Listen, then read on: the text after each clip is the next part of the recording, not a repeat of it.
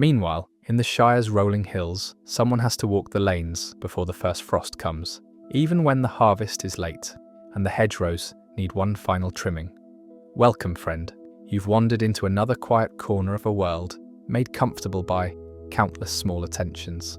Tonight, we're walking the gentle paths of the Shire, where a hobbit's traditional work of maintaining roads and hedgerows becomes a meditation, and where the most peaceful place in Middle-earth reveals itself through the most ordinary of tasks. Here, with walking stick in hand and a leather satchel over your shoulder, you'll discover that even in a land of comfortable holes and abundant gardens, someone still needs to check the lane markers and clear the drainage ditches, no matter how close the first frost threatens. Before you settle in for this long walk with me, take a moment to like this video and subscribe, so we can keep bringing you more tales from the ordinary side of extraordinary places. Let me know in the comments where you're listening from tonight. It's always good to know who's keeping me company on these quiet rambles. Now get comfortable, let the quiet hush of the room surround you, allow the small steady moments of the Shire's late autumn to guide you gently toward rest. You wake before dawn, as you've done for 37 years now. Ever since your grandfather passed this responsibility to you, the traditional work that the Brownlocks have done for generations, walking the lanes and keeping them safe. The room is cool but not cold, not yet, though you can sense in the air that the first frost is coming soon, perhaps tonight, perhaps tomorrow. The stone walls of your smile hold the earth's warmth well, and your bedroom remains comfortable even as autumn deepens toward winter. The darkness is complete, the kind of full dark that only exists underground, away from moon and stars. You lie still for a moment, listening to the profound silence that means you're the first in your household to wake. Your wife, Lily, breathes softly beside you, still deep in sleep. Somewhere in the smile, one of your children, probably young Tolman, shifts in his bed, the old frame creaking slightly, but doesn't wake. You slide carefully out from under the quilts. 3 layers now that the nights have grown colder, each one stitched by Lily or her mother or your own mother. Patterns of flowers and vines worked into the fabric during long winter evenings.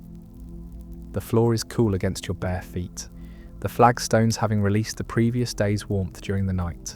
You find your slippers by touch, familiar sheepskin that molds to your feet perfectly after years of wear. The slippers are old friends. 7 years have compressed the wool inside until they fit like a second skin. The right one has a small patch where your big toe once threatened to break through, carefully sewn by Lily using leather from an old boot. The stitching is neat and strong, invisible in the darkness but there under your exploratory fingers. The hallway's dark, but you know every step, every turn, every slight rise where the floor follows the hill's contours. Your hands trail along the wall, feeling the smooth plaster that Lily insisted on having redone 3 years ago. The work had been expensive, but worth it. The walls are lovely now, painted a warm cream that glows golden in candlelight. The kitchen is at the heart of the smile, as it is in every proper hobbit hole, and you light a candle from the banked fire in the hearth. The flame catches on the 3rd try, and warm light spills across the familiar room. The great wooden table where your family takes meals, the shelves lined with pottery and copper pans, the bins of flour and sugar and tea, the strings of onions and garlic hanging from the ceiling beams. The table is oak, cut from a tree that grew on your grandfather's land and milled at the water's edge 40 years ago. Your father helped build this table, fitting the planks together with careful joinery. No nails or screws, just wood meeting wood in perfect union. The surface is smooth from decades of use, marked here and there with the small scars that come from family life. A burn mark from a too-hot pot, a slight depression where someone once dropped a knife point first. The gentle darkening near each seat where hands have rested during thousands of meals. The shelves are Lily's pride, organised with a precision that borders on artistry. The pottery is arranged by size and purpose. Breakfast bowls on the left, dinner plates in the middle, serving dishes on the right. The copper pans hang from hooks arranged by size. their bottoms polished to a soft glow. Lily cleans them every week, using a paste made from vinegar and salt, rubbing until they shine. The bins are painted wood, each one labelled in Lily's neat script: flour white, flour whole grain, sugar white, sugar brown, tea morning, tea evening, oats, barley, rice. The labels are painted directly onto the wood, using careful lettering that Lily practiced for weeks before committing to the permanent versions. She's proud of these labels, and justifiably so. They're clearer than any you could have managed. You prepare your breakfast by candlelight, the routine so familiar that you barely need to think about it. First, you rebuild the fire in the hearth, adding kindling to the banked coals, blowing gently until flames catch and grow. The kindling is split from oak branches dried for 6 months in the woodshed, sized precisely to catch quickly and burn hot enough to light larger logs. You've split thousands of pieces of kindling over the years, and your hands know the exact size and shape that works best. Once the fire is burning properly, you add 2 larger logs, still oak, but thicker pieces that will burn steadily for an hour or more. The logs are positioned carefully, allowing air to flow between them, creating the perfect draft for efficient burning. Your grandfather taught you this, the art of building a fire that burns hot, burns long, and burns clean. While the fire builds, you prepare porridge, the traditional breakfast for lane walkers, substantial enough to sustain you through a morning's work, but not so heavy that it makes you sluggish. You measure oats from the bin, 3 handfuls, which long experience has taught you is exactly right. The oats go into your smallest pot, the one with the copper bottom that heats evenly and never burns anything. You add water from the bucket by the sink, cold, clear water drawn from the well yesterday evening. The well is 60 feet deep, lined with stone, and the water that comes from it is pure and cold year-round. You add milk from the pitcher in the cold box, also from yesterday, purchased from the Cottons, who have the finest dairy cows in Hobbiton. The pot goes on a hook over the fire, hanging at just the right height to simmer without boiling. You stir occasionally while preparing the rest of your breakfast, making sure the porridge doesn't stick or scorch. The stirring is meditative, the wooden spoon moving through the thickening mixture with a soft scraping sound, the smell of cooking oats filling the kitchen. While the porridge cooks, you slice bread, thick slices from the loaf Lily baked 2 days ago, still fresh despite being 2 days old because she uses a recipe that includes butter and honey, keeping the bread moist longer than plain recipes would. You toast the bread on a long fork held over the fire, turning it frequently to get even browning, that perfect combination of crispy exterior and soft interior. You spread butter on the toast while it's still hot, watching the butter melt into the bread's surface, soaking in and making it glisten. The butter is also from the Cottons, yellow and rich, the product of careful churning and proper salting. You add a thin layer of honey on top of the butter, sweet amber that flows like thick cream, the product of bees that work the wildflowers in your own garden.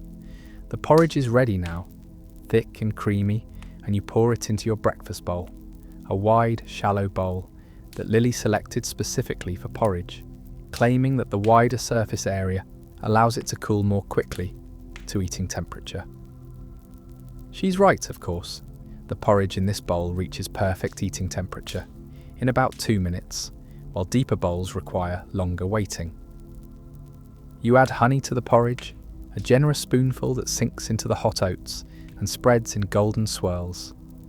The honey is from your own hives, 3 wooden hives at the bottom of the garden, tended carefully through the year. This particular honey is late summer harvest, darker and more richly flavoured than spring honey, with notes of heather and late blooming clover. You eat slowly, sitting at the table in the candlelight, enjoying the quiet before your family wakes. This is your time, these early morning minutes, a period of perfect solitude before the day's demands begin. The porridge is hot and sweet, the toast crispy and buttery, and you eat with the appreciation that comes from knowing your breakfast was prepared properly, with attention to each small detail. After breakfast, you pack your satchel for the day's work. The satchel is leather, old and worn, darkened by years of handling and weather, shaped by countless days carrying the same essential items. It was your grandfather's satchel before it was yours, and it will likely serve one of your children after you're done with it. The leather is thick and strong, the stitching is firm, and despite its age, it shows no signs of failing. You pack carefully, thinking about what you'll need today. First, your record book, a thick ledger bound in leather, filled with notes about every lane, every bridge, every ford in your territory. The book contains decades of observations, written in 3 different hands. Your grandfather's careful script from 30 years ago, your father's heavier writing from the years he held the responsibility, and your own neat notation from your 37 years of service. The record book is essential. It allows you to track patterns over time, to see how problems develop, to remember what repairs were done and when. Without the book, you'd be relying on memory alone, and while your memory's good, it's not perfect. The book is perfect, every observation recorded, every repair documented, every decision explained. You pack your measuring string, a length of strong cord with knots tied at precise intervals, allowing you to measure distances and depths accurately. The knots are permanent, tied with careful attention to spacing, and you've verified their accuracy against the standards kept by the Shire's surveyor. The measuring string is coiled neatly and tied with a slip knot that releases easily when needed. You pack a small hatchet, razor sharp and carefully maintained, for cutting branches or trimming vegetation. The hatchet is old, older than you are, but its age only makes it better. The handle is worn smooth by decades of use, shaped perfectly to your grip, and the steel of the blade is the finest quality, capable of holding an edge through hard use. You pack twine for temporary repairs, a folding knife for detailed work, a whetstone for touching up blade edges, and a small leather case containing various small tools, a punch for marking wood, a scribe for marking stone, small wedges for splitting, a set of nails wrapped in oiled cloth. Finally, you pack food for the day, more bread and butter, hard cheese that won't spoil, apples from your own trees, a leather bottle filled with small beer. The food is substantial, but not excessive, enough to sustain you through a full day's work, but not so much that it weighs you down or spoils before you can eat it. Your walking stick leans by the door, ash wood, cut and seasoned 7 years ago, shaped to your height and grip, capped with iron at both ends. The stick is a tool as much as a support, useful for probing soft ground, measuring depths, clearing debris, and testing stability. The wood has darkened with age and handling, developing a patina that speaks of constant use. You dress for the day's work, putting on clothes selected for practicality rather than appearance. Heavy wool trousers, worn soft from years of wear, but still sturdy and warm. A linen shirt, thick woven and comfortable, under a wool waistcoat that provides warmth without restricting movement. Over everything, a canvas coat, old, patched, weatherproof, with deep pockets for carrying small items. Your boots are essential, sturdy leather, well maintained, waterproofed with oil and beeswax. The boots are several years old, but age has only improved them. The leather broken in perfectly, moulded to your feet, comfortable for all-day walking. You've resoled these boots twice and they're good for several more years of service. You leave the smile in full darkness, the hour before dawn, when night still holds complete dominion. The round green door closes softly behind you, and you stand for a moment, letting your eyes adjust to the darkness, breathing the cold air, feeling the stillness that precedes the dawn. The air is cold, not freezing yet, but close to it. You can feel frost's approach in the dampness, in the particular quality of stillness, in the way the air seems to carry sound differently than in warmer weather. Tonight, you think, or perhaps tomorrow, the first frost is coming soon. The lane outside your door is deeply familiar. You could walk it blindfolded, knowing every dip and rise, every curve, every tree.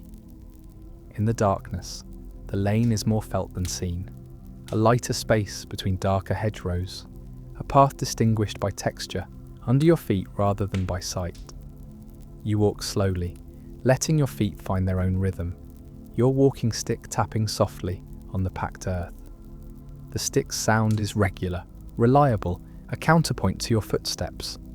The rhythm is soothing, the kind of pattern that allows your mind to wander freely while your body manages the work of walking. The first birds begin calling as you walk, robins mostly, their clear notes cutting through the pre-dawn darkness. The robins are announcing territory, warning rivals, staking claims to the day's feeding grounds. Later, other birds will join the chorus, but for now, the robins have the dawn to themselves. The sky begins to lighten in the east, not with obvious colour, but with a subtle diminishment of darkness, the first hint that night is ending. The stars fade gradually, the brightest ones lingering longest. You can see Venus clearly, the morning star, brilliant in the eastern sky, and you use it as a direction marker, confirming your route. The lane takes you past sleeping smiles, each one marked by a round door facing the lane, most of them dark, but a few showing the faint glow of early fires being lit. Hobbits are early risers by nature, accustomed to full days and productive work, and even in the pre-dawn darkness, life is beginning to stir. You pass the Burrows' place, where smoke is already rising from the chimney. Old Minto Burrows has always been the earliest riser in this part of Hobbiton, usually up by 4 and working by 5. The smoke smells of applewood, sweet and clean, and you know that Minto will be having his breakfast now, probably sitting by his fire with bread and cheese and tea. You pass the Brownlocks' smile. Your cousins, still deeply asleep at this hour. Their garden is well maintained, even at the end of the season, with careful evidence of recent work. The vegetable beds have been cleared of summer crops, the soil turned and left to weather over winter, a light covering of straw mulch protecting it from erosion. The dawn comes gradually, the sky lightening from black to deep blue to lighter blue. The eastern horizon beginning to glow with the approach of sunrise. The world emerges from darkness slowly, details becoming visible, one at a time. First the general shapes of trees and hedges, then the specific forms of individual plants, finally the fine details of leaves and branches. By the time you reach the first of the lanes, you need to inspect today, the one leading up toward Overhill. The sun is just breaking the horizon, sending long golden rays across the landscape, illuminating the frost-covered grass with brilliant light. The frost is heavy, coating everything with white crystal, turning the ordinary landscape into something magical. The Overhill lanes are your primary responsibility today, 3 separate routes that wind up into the hills west of Hobbiton, serving a dozen smiles and connecting to the broader network of paths that crisscross the Shire. These lanes see moderate traffic, not the heavy use of main roads, but enough that they require regular maintenance and careful attention. You begin with the lowest lane, the one that branches off from the main Hobbiton road about a quarter mile past the mill. The lane starts level, running along the valley floor for several hundred yards before beginning its climb into the hills. This lower section tends to stay wet. The water table is high here, and the lane crosses several small streams that drain the hills above. You walk slowly, your eyes scanning the lane's surface, noting areas where standing water has pooled, checking drainage ditches for blockages, examining the lane's edges for signs of erosion or collapse. Your walking stick probes soft spots, testing their depth and extent, determining whether they're merely superficial softness or deeper structural problems. The first problem you encounter is minor but needs addressing. A drainage ditch partially blocked by fallen leaves and accumulated sediment. The blockage is causing water to overflow onto the lane surface, creating a muddy patch that will become increasingly problematic as winter approaches and freezing temperatures begin their cycles of expansion and contraction. You clear the blockage using your hands and walking stick, pulling out handfuls of wet leaves, using the stick to dislodge compacted sediment, watching as water begins flowing freely again. The water runs clear after a few minutes, carrying away the last of the debris, resuming its proper course down the ditch and away from the lane. You make a note in your record book. Lower Overhill Lane, approximately 300 yards from junction. Drainage ditch cleared of seasonal debris. Monitor for reaccumulation. Consider deeper cleaning in spring if problem recurs. The record keeping is essential, not just for tracking this specific problem, but for building a comprehensive picture of how each lane behaves over time. Some problems recur annually and need scheduled maintenance. Others appear once and never return. The only way to distinguish between them is through careful observation and detailed records. Further up the lane, where the climb begins in earnest, you find a section where recent rain has created small gullies in the lane surface. The gullies are only an inch or two deep, but they're positioned where cart wheels naturally track, which means they'll deepen rapidly unless addressed. Left unattended, these small gullies will become major erosion channels within a season. The repair is straightforward but labour-intensive. You need to fill the gullies with appropriate material, compact it properly, and ensure that water is redirected away from the vulnerable areas. You don't have the necessary materials with you today, so you make detailed notes about location, extent, and required repairs. Lower Overhill Lane, start of climb, approximately 500 yards from junction, erosion gullies forming in wheel tracks. Requires 6 to 8 barrow loads of mixed gravel and clay. Priority, moderate. Schedule for next dry spell. Divert water using temporary check dams until permanent repair completed. The middle section of this lane, the portion that climbs steadily but not steeply, is in good condition. The surface is firm, drainage is functioning properly, and the edges are stable. This section was repaired 2 years ago using techniques your grandfather taught you: proper grading, good drainage, and a surface mixture that compacts well but doesn't become impermeable. You stop at a wide spot in the lane where carts can pass each other, examining the turnout carefully. These passing places are essential on narrow lanes, and they require maintenance just as much as the lane itself. The turnout is in decent condition, but you note several places where the edge needs reinforcement to prevent carts from accidentally backing onto unstable ground. Lower Overhill Lane, passing place at mid-climb, general condition, good. Edge reinforcement needed on west side, approximately 50 feet length. Low priority, can be combined with other work in this section.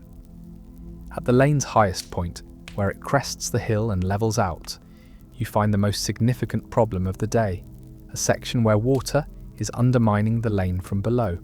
The surface looks normal, but when you step on it, your boot sinks alarmingly, and you can feel water squishing underneath. This is serious. Water underneath the lane will freeze in winter, expand and tear up the surface completely.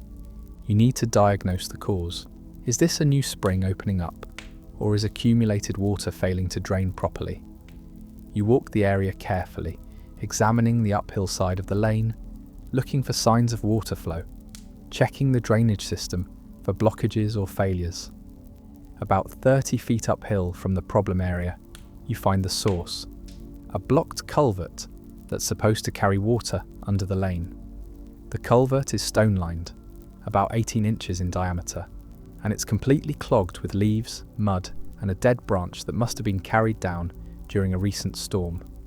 You clear the culvert using your walking stick to probe the blockage, your hands to pull out debris, working carefully to avoid dislodging stones that line the culvert's interior. It's messy work. The accumulated material is wet and muddy, and some of it has been composting, producing a rich organic smell that's not entirely pleasant. As you clear the last of the blockage, water begins flowing through the culvert with a satisfying rush, carrying away the remaining debris, clearing the passage completely. You watch to ensure the flow is steady and unobstructed, that the culvert is functioning as designed. Within minutes, you can see the effect The soft spot in the lane above begins draining, water seeping from underneath the surface and flowing away toward the culvert. The repair will take time. The ground needs days to dry and consolidate, but the critical intervention is done. The cause is addressed, and nature can now heal the effect. You make detailed notes. Lower Overhill Lane, hilltop section, lane undermined by water. Cause, blocked culvert. Culvert cleared, water flowing properly. Monitor soft spot, should firm up within a week if weather stays dry. If problem persists, may need subsurface drainage work. The second Overhill Lane branches off from the first about halfway up the hill, serving several smiles built into the hillside with southern exposure. This lane is narrower than the main route, less travelled, but still important for the families who live along it. You inspect this lane carefully, noting its different character: narrower, more intimate, winding more tightly to follow the hillside's contours. The surface is predominantly packed earth with some gravel in the steeper sections. Drainage here is more challenging because the lane runs almost parallel to the slope rather than straight up and down. Several small problems need attention. A few places where vegetation is encroaching on the lane, reducing its width. A section where the edge has eroded slightly, creating a drop-off that could be dangerous in dim light. A spot where a tree root is beginning to lift the lane surface, creating a trip hazard. You trim the encroaching vegetation using your hatchet, cutting back brambles and hazel shoots that have grown into the lane's clear space. The work is careful. You're not trying to eliminate the vegetation entirely, just to maintain the lane's functional width. The cut stems will regrow, but not for several months, giving plenty of time before they need attention again. The eroded edge needs more than you can do today. It requires backfill and proper compaction, work that would take several hours. You mark the location with a small pile of stones, a traditional marker that other lane walkers would recognise as indicating a known problem, and make notes for future repair. Second Overhill Lane, approximately 200 yards from junction.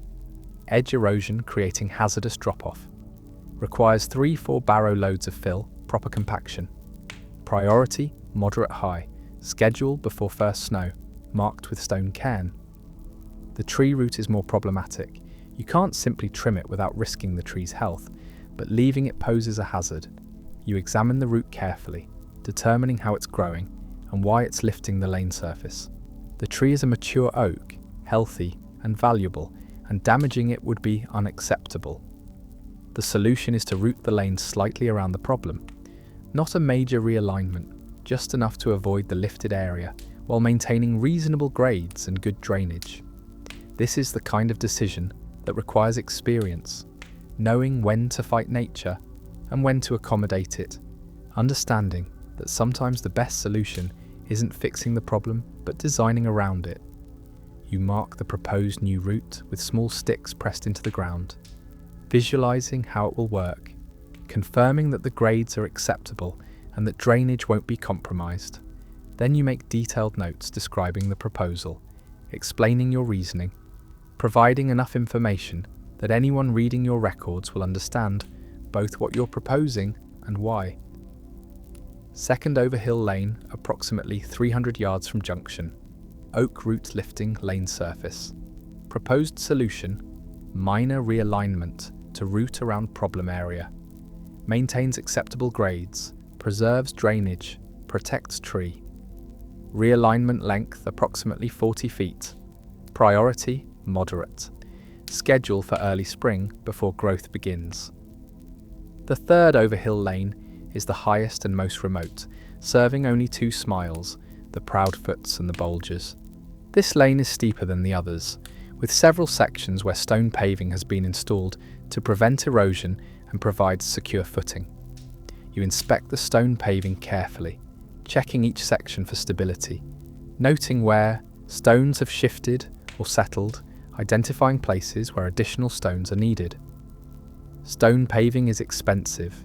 Each stone must be selected for size and shape, transported to the site and set properly, but it's essential in steep sections where erosion would otherwise destroy the lane.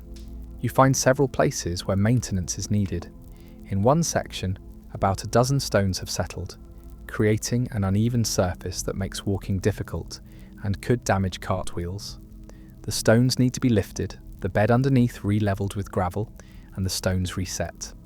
It's precision work, requiring time and attention, but it's straightforward.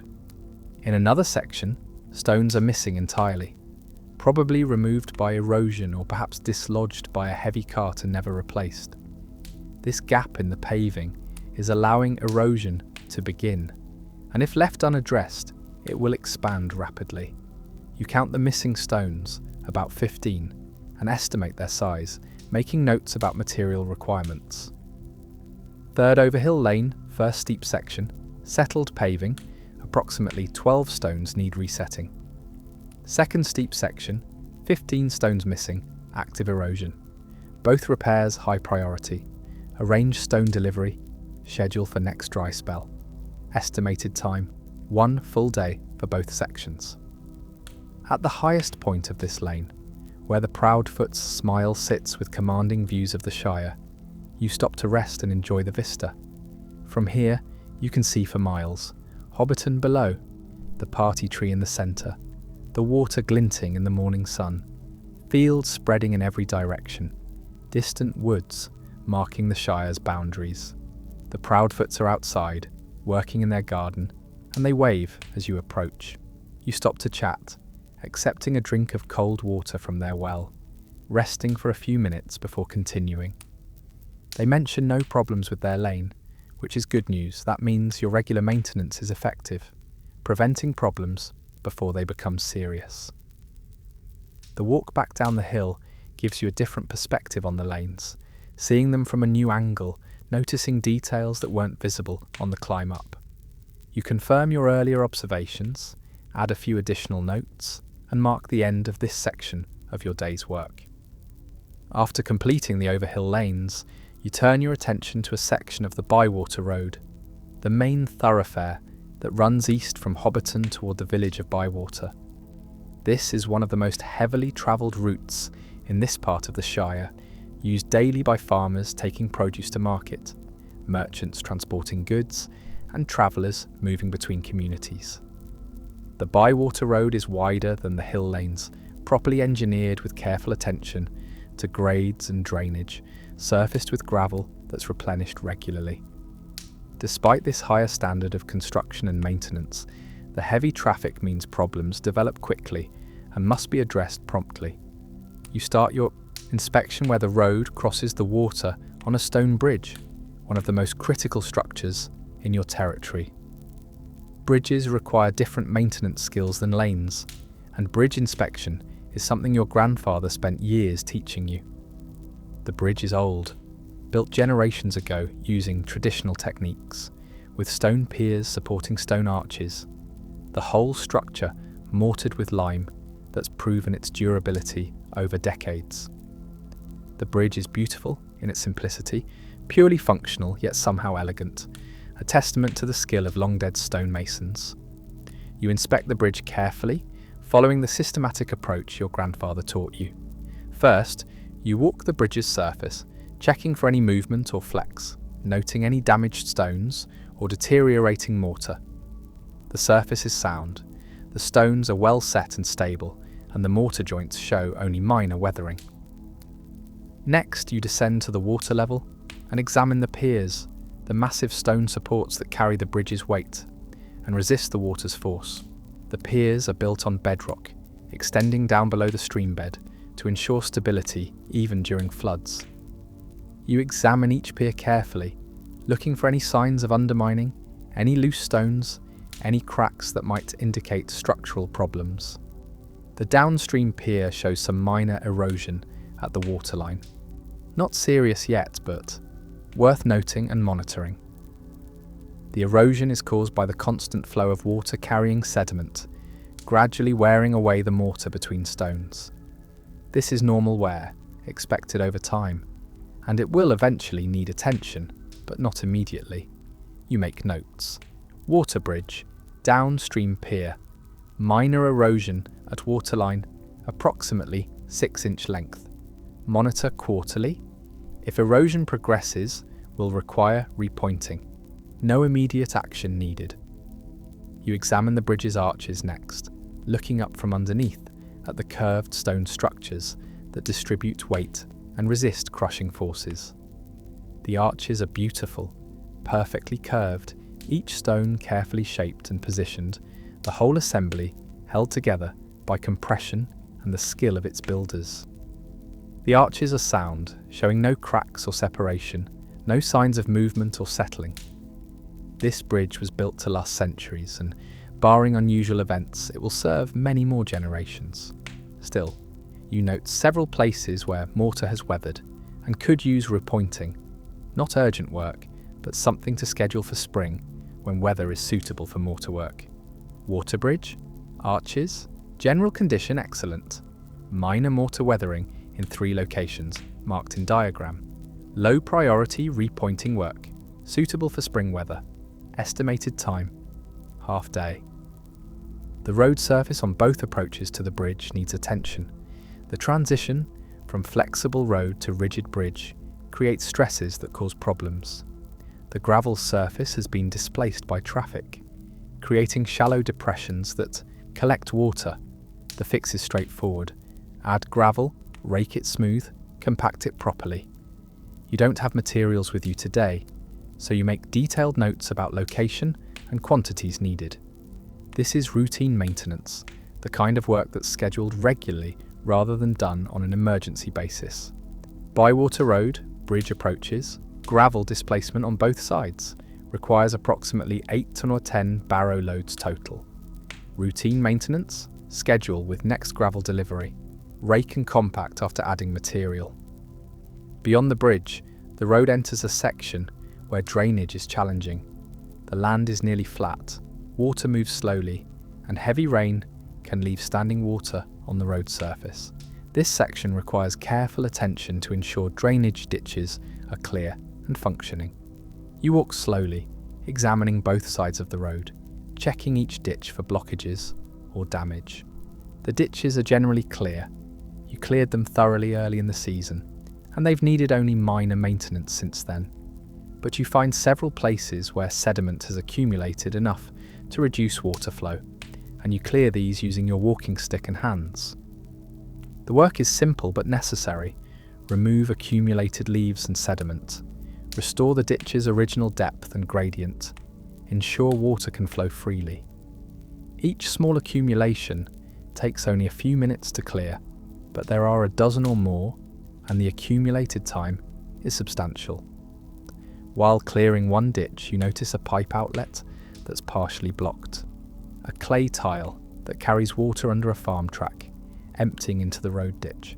The blockage is preventing proper drainage from the field above, causing water to back up. You clear the outlet, using a stick to probe inside the pipe and dislodge the obstruction. Water immediately begins flowing from the pipe, brown and muddy at first, then clearer as the backlog drains. The farmer will appreciate this. Better drainage means his fields will be workable earlier in spring and will recover faster after heavy rains. You make a note to inform the farmer, Farmer Sandyman, whose land lies above this section of road. He should know about the blockage so he can monitor the pipe outlet and clear it if it blocks again. This kind of communication is part of your job. You're not just maintaining lanes, you're helping your neighbours maintain their property too.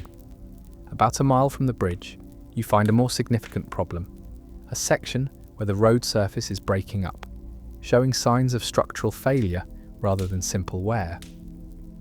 This is concerning because the Bywater road is well built and properly maintained, and it shouldn't be failing. You examine the failure carefully, trying to understand its cause. The surface gravel has been pushed aside, revealing the base layer underneath, and even that layer is disturbed, suggesting that the problem goes deeper. You use your walking stick to probe the area, feeling for soft spots, testing the extent of the damage. The problem appears to be water-related. There's moisture where there shouldn't be any, suggesting that water is accumulating under the road surface. But why? The drainage system appears to be functioning. The ditches are clear, and there's no obvious source of excess water. You expand your investigation, walking slowly in ever-widening circles, looking for clues. About 50 feet away, you find the answer. A small spring has opened up, probably due to recent heavy rains, and while most of the water is flowing into a nearby ditch, some of it is seeping toward the road, undermining the base layer. The solution will require more than simple drainage clearing. You'll need to capture the spring water and redirect it away from the road, probably using an underground pipe or a carefully constructed drainage channel. This is significant work, requiring materials and perhaps additional help. You make detailed notes. Bywater Road, 1 mile from bridge. Surface failure caused by new spring, approximately 50 feet from road. Spring appears permanent, requires proper capture and drainage. Road section needs reconstruction after drainage is established. Priority: high. Arrange for master drainer consultation. This exceeds routine maintenance scope. This notation, that the work exceeds routine maintenance scope, is important. The Shire has specialists for different types of work, and knowing when to call them is part of your responsibility. You can handle most lane maintenance, but complex drainage problems require specialised knowledge, and false economy in such cases can lead to expensive failures. The remainder of the Bywater Road section is in good condition. Surface firm, drainage functioning, edges stable. You make minor notes about routine maintenance needs. A few places where gravel should be added, some vegetation trimming, a couple of drainage ditches that will need seasonal clearing. The afternoon finds you working on a different set of lanes, those serving smiles built into the hills on Hobbiton's north side. These lanes are older than most, following routes established generations ago, winding through terrain that's steeper and more challenging than the gentler southern approaches. Your first stop is at a lane that serves 3 related families of Tooks, cousins who've built their smiles close together, sharing gardens and resources, maintaining a tight-knit community. The lane is narrow and steep, with several sections where erosion is a constant challenge. You meet young Everard Took near the lowest smile, and he mentions a problem with the lane's upper section. Water is flowing where it shouldn't, creating muddy conditions that make the steepest part difficult to traverse. You thank him for the information and head up to investigate. The problem is immediately obvious once you reach the steep section. Water is flowing down the lane itself, rather than in the drainage ditch alongside it. The ditch is blocked by a fallen branch and accumulated debris, forcing water onto the lane surface, where it's creating erosion channels in the steep grades. You clear the blockage, removing the branch and debris, re-establishing proper water flow in the ditch. The work takes about 20 minutes of steady effort, but the result is immediate and satisfying. Water returns to its proper course, the lane surface begins to drain, and the erosion stops. However, the damage already done needs repair. The erosion channels, shallow but extensive, need to be filled and compacted, and the lane surface needs some gravel to restore proper texture and drainage. You make notes about materials needed and schedule the repair for the next dry spell. North Hill Lane, Took Smeals, drainage ditch cleared of blockage. Surface erosion requires 4-5 barrow loads of mixed gravel and clay. Priority: moderate. Schedule repair for next dry weather. Monitor ditch for reblocking. May need permanent solution if blockages recur. Further up the lane, you encounter another common problem, a section where tree roots are beginning to affect the lane surface.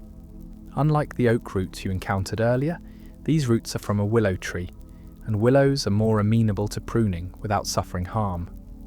You use your hatchet to carefully trim the problematic roots, cutting them cleanly rather than tearing or crushing them, creating cuts that will heal properly. You remove only the roots that are actually affecting the lane, leaving the rest to continue supporting the tree. Each cut is made with attention to the tree's health as well as the lane's needs. The trimmed roots are woody and fibrous, resistant to cutting, and the work requires real effort. Your hatchet is sharp, properly maintained, and you're experienced in this work. but it still takes concentration and sustained effort to make clean cuts through root tissue that's designed by nature to resist exactly this kind of damage. With the roots trimmed, you smooth the lane surface where they were causing problems, filling depressions with loose gravel from the lane's edge, tamping it down with your boots and walking stick. The repair is temporary. This section will need more substantial work eventually, but it will serve adequately until proper repairs can be scheduled. The next lane you inspect serves a single smile, the brace girdles built high on the hillside with spectacular views. The lane is well maintained by the family themselves, who take pride in keeping their access in good condition. Your role here is mostly verification, confirming that their maintenance is adequate and noting any problems they might have missed. You find the lane in excellent condition, surface firm and properly graded, drainage functioning correctly, edges stable and clearly defined. The brace girdles have even done some work you didn't know about, reinforcing an edge that was beginning to erode using stones and compacted earth to create a stable barrier. You make notes praising their work and noting that no additional maintenance is currently needed. This kind of recognition is important. Families who maintain their own lanes should be acknowledged, encouraging them to continue their good work and setting an example for others. North Hill Lane, brace girdle smeal, inspected, condition excellent. Family has done edge reinforcement work to high standard. No maintenance currently needed. Commend family on excellent lane care. The last lane you inspect in this section serves the Goodbody family's smile, perched at the highest point with commanding views over the entire Shire. The lane is steep, necessarily so given the terrain, and it requires constant attention to maintain safe conditions. You find several problems here, none serious individually, but collectively representing significant maintenance needs. The stone paving in the steepest sections needs attention. Some stones have settled, others have shifted, and a few are missing entirely.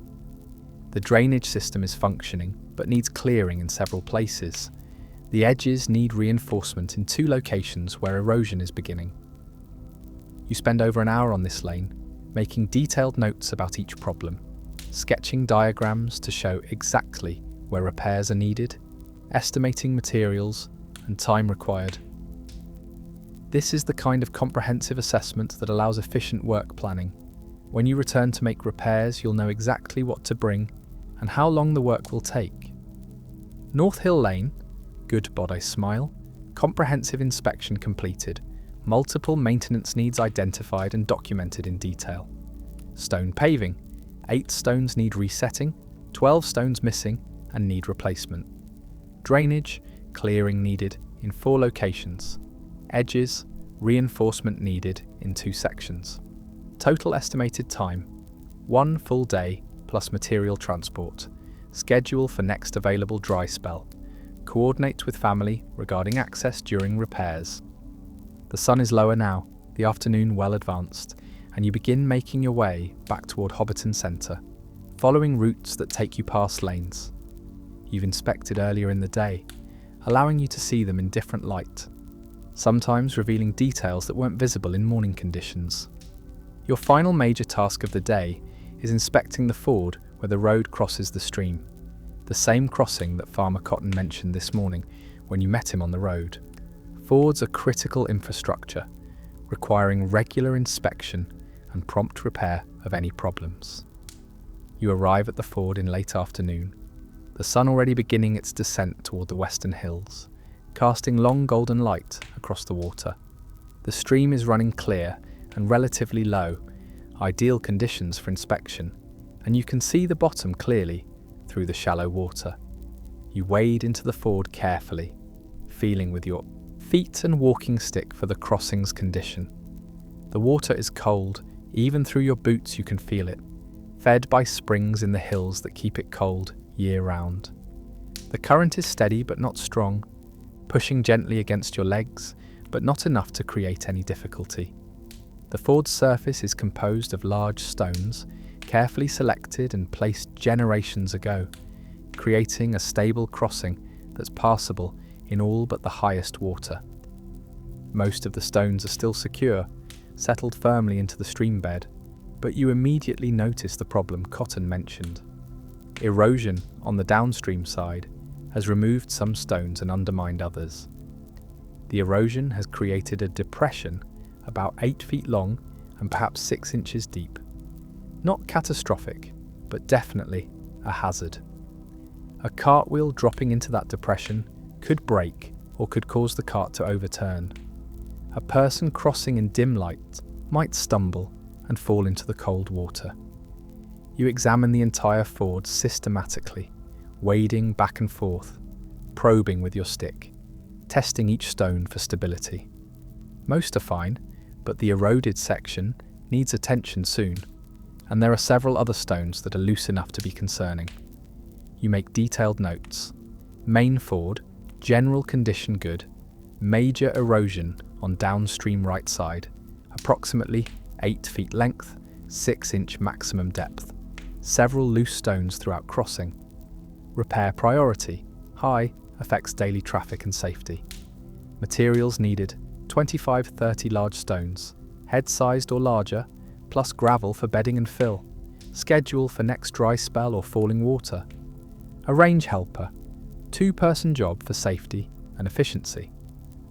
The ford repair will be significant work, moving large stones in flowing water, placing them carefully, ensuring they're stable and create a smooth surface. It's the kind of work that's physically demanding and requires care to do properly, but it's also satisfying, creating a permanent improvement that will serve the community for years. After completing the ford inspection, you climb out of the water and sit on the bank for a few minutes, letting your boots drain and your feet warm slightly in the afternoon sun. This is one of the quiet pleasures of your work, these moments of rest in beautiful places, earned through physical effort, enjoyed in solitude. The stream flows past with its constant murmur, speaking the ancient language of moving water, telling stories of springs and rain, and the slow work of erosion that shapes the land. You've listened to this stream thousands of times, in every season and weather, and it never becomes boring. There's always something new to notice, some subtle change in sound or rhythm that speaks of conditions upstream. The walk home begins as the afternoon shades into evening, the sun low in the western sky, the light turning golden and warm. You retrace your morning's route but experience it differently in evening light, seeing details that weren't visible at dawn, noticing how the familiar landscape transforms with the sun's changing angle. The lanes are quieter now than they were at midday. Most hobbits are home, preparing evening meals, settling into the comfortable routines that mark day's end. Smoke rises from chimneys throughout Hobbiton, carrying the scents of cooking, bread baking, meat roasting, soup simmering. Your stomach reminds you that lunch was hours ago and dinner awaits. You pass neighbours working in their gardens, making the most of the last daylight hours. Garden work is never truly finished. There's always something that needs attention, and most hobbits find time for at least a few minutes of gardening each day, tending the plants that provide so much of their food. Old Gaffer Gamgee is working in his garden as you pass, and he straightens up to greet you, his face weathered and kind, his hands permanently stained with earth. You stop to chat for a few minutes, sharing observations about the coming frost, discussing his garden's readiness for winter, mentioning that you checked the lane past his smile and found it in good condition. Appreciate your work, the gaffer says, and the simple words carry weight. Lane maintenance is largely invisible work. When it's done well, people don't notice it. They simply use the lanes without thinking about it. But occasionally, someone acknowledges the work, and the acknowledgement is meaningful. You continue homeward as the sun touches the western hills, the sky beginning to show the first colours of sunset, pale gold shading to peach, to pink, to the deep blue that precedes darkness. The air grows cooler rapidly as the sun descends, and you can feel frost's approach more certainly than ever. The round green door of your own smile appears ahead, warm light spilling from the windows, smoke rising from the chimney. home after a full day's work, the satisfaction of tasks completed, the anticipation of dinner and family, and the quiet evening ahead. Lily opens the door as you approach, alerted by your footsteps, and her smile is warm and welcoming. There you are, dinner's nearly ready. How were the lanes today? Busy but good, you reply, stepping inside, feeling the warmth envelop you, smelling the rich scent of cooking. Something with mushrooms and onions. And is that fresh bread? Found a few problems, made some repairs, noted work for later. The usual. The usual. But that phrase carries comfort rather than boredom. The usual means your world is stable, predictable, safe. The lanes are maintained, the smiles are secure, the Shire continues its comfortable existence because countless people do the usual day after day after day. You remove your boots and coat, wash your hands and face, hang your satchel and walking stick in their proper places. The record book comes out, and you sit at the table to transfer your day's notes into the permanent ledger while dinner finishes cooking. A routine you've followed for 37 years, documenting every inspection and repair, building a comprehensive history of your territory. The children are playing quietly in the sitting room, your daughters working on some project together, young Tolman building something elaborate with wooden blocks. They look up as you enter, offering smiles and greetings, but they're absorbed in their activities and don't demand attention. Lily brings dinner to the table, a rich stew thick with vegetables and mutton, fresh bread still warm from the oven, butter and cheese and pickled vegetables, small beer to drink. The family gathers, conversation flowing easily, everyone sharing their day's experiences, the comfortable talk of people who live together in harmony. After dinner, the dishes are cleared and washed, the kitchen tidied, the fire tended. The children are sent to prepare for bed, and you spend a few minutes with each of them, hearing about their days, answering questions, providing the small attentions that children need from fathers. Finally, with the children asleep and the smile quiet, you and Lily sit by the fire, talking softly, enjoying the peace that comes at day's end. She's working on some mending, there's always mending, and you're making minor repairs to your walking stick, treating the wood with oil to protect it from weather. The fire burns steadily, the flames creating ever-changing patterns of light and shadow on the walls. Outside, frost is forming. You can feel it in the air, sense it in the particular quality of stillness that precedes the first hard freeze of the season. But inside all is warm and comfortable and safe. First frost tonight, Lily says, not really a question, and you nod. Tonight or tomorrow? The lanes are ready for it, all the drainage work is done, everything that needed attention before winter has been addressed. Tomorrow I'll do the usual rounds, checking for frost damage, but I don't expect to find much. Good, she says, and her voice carries satisfaction. She takes pride in your work, just as you take pride in hers. The well-run household, the well-maintained lanes, different expressions of the same care and attention to detail. Eventually, the fire burns low and it's time for bed. You bank the fire carefully, ensuring it will last through the night, but won't present any hazard. The lanterns are extinguished, the doors are checked, the smile is made secure for the night. In your bedroom, you undress in the darkness. The routine so familiar that you need no light. The bed is warm. Lily has placed heated stones wrapped in cloth at the foot, a luxury on cold nights. You slide under the quilts, feeling the warmth embrace you, your body relaxing after the day's miles of walking.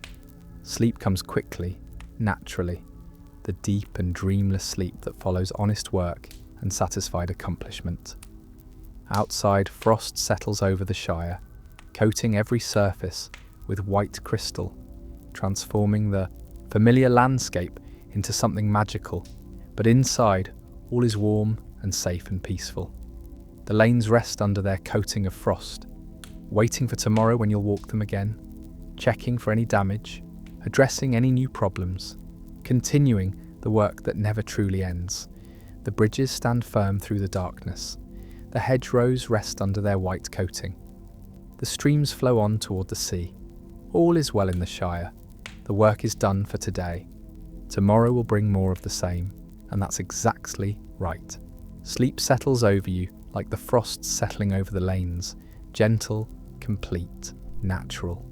Your breathing deepens, your body relaxes fully, and you drift down into the profound rest that follows a day of purposeful work. There are no dreams, or at least none you'll remember, just the deep, renewing darkness that restores both body and mind. Outside, the frost continues forming. Inside, warmth holds against the cold. The Shire sleeps. Thousands of hobbits in hundreds of smiles, all resting, all safe, all protected by the countless small acts of care that maintain their world. The lanes you walk today lie quiet under starlight and frost. The ditches you cleared flow steadily. The repairs you made hold firm. The notes you took wait in your record book, ready to guide tomorrow's work. Everything is as it should be. In the darkness before dawn, you'll wake again, as you've done for 37 years. You'll prepare your breakfast, pack your satchel, take up your walking stick, and set out into the pre-dawn darkness to walk other lanes, check other bridges, clear other ditches. The work continues, day after day, season after season, year after year. But tonight, there is only rest. The deep, satisfying rest of a day's work done properly. The comfortable rest of someone who knows their place in the world and fills it well. The peaceful rest of someone surrounded by family, community, and meaningful purpose. Sleep, lane walker. Rest well, in your comfortable bed, in your warm smile, in your peaceful Shire. Tomorrow's work will come soon enough, and when it does, you'll be ready for it. But tonight belongs to rest. The frost sparkles under starlight. The lanes wait patiently. All is well. Sleep now. And all is well. Good night.